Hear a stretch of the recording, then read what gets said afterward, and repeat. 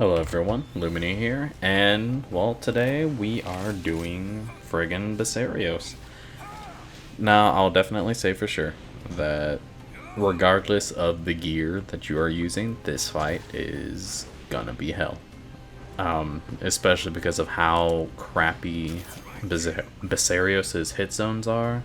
The fact that you bounce on spots even if you do have white sharpness, I think, if I remember right. And then not only that, but if you don't have Mind's Eye on, or natural Mind's Eye on some of your weapons, then depending on the hit that you choose to do, you're gonna get kind of fucked. So flat damage is definitely the way to go. And not only flat damage, but also blast damage to make up for the fact that you aren't hitting a good hit zone 90% of the time. Now right here, I end up jumping over this successfully, thankfully, and I didn't do it a little too late. Somehow I managed to get the sidestep roar, and you know, I'm pretty happy about it. So I'll go ahead and recharge right here, and I just start wailing on the back since that's the only available kind of weak point available to me. Some things to note about the set that I'm using. For the most part, it's just all attack boost. From what I remember, I believe I do have blast boost put in there as well. And then lastly, I do have Mind's Eye as well, because the axe attacks and the morph attack, you will bounce off of those. Thankfully, I do get the stab in there, but I really should not have taken the damage as I did. I should have waited at least one more before going through and smacking it. Okay, so a big reason why I'm using the Teostra switch axe is straight up because of the much higher blast values, so I'm able to get a lot more blasts consistently throughout the hunt, and then top it off, Teostra's ramp up skill, Teostra Soul, adds additional damage to your blast attacks as well.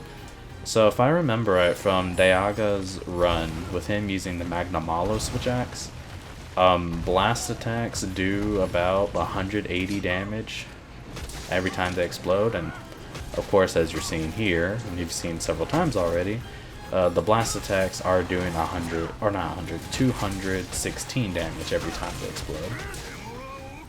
Go ahead and ZSD. Thankfully, I did so just at the right moment, just as Basarios was going to roar, so I don't get knocked off. Go ahead and reload once more.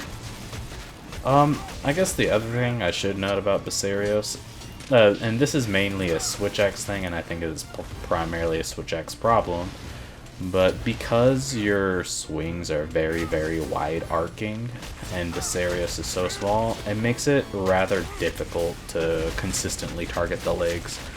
So that's where a little bit of praying kind of comes in hand, where you kind of pray that you get a blast proc on the legs for easy topples. In fact, I really imagine dual blades wouldn't have too much of a hard time, just because, like, if you just consistently get the legs, then you can consistently get the trips. Same goes with the hunting horn. Then gun lance and charge blade probably won't have too much trouble, just because they have flat damage galore. But yeah, that's the run. And so I'm looking at this and I see that I accidentally left in a stamina thief, just because out of curiosity, I decided to try out the Diablos switch axe, just because I can get the green bludgeoner bonus and then top it off, get some Mind's Eye bonus in there as well, since I'm bouncing all over the place. Unfortunately, it didn't do too well. Honestly, against Basarios, I found that I was kind of consistently getting around like 340 and 350 with a bunch of different switch axes, so I mean, honestly, just pick your poison, I guess, when you're going up against this guy. And if you do decide to try and go for the sub 330, I wish you the best of luck, and you're definitely going to need him to be inflamed as much as possible. Oh, and on that note, he does not become, he does not start glowing red if you do fire damage yourself. So something to keep in mind. Alright, see y'all guys.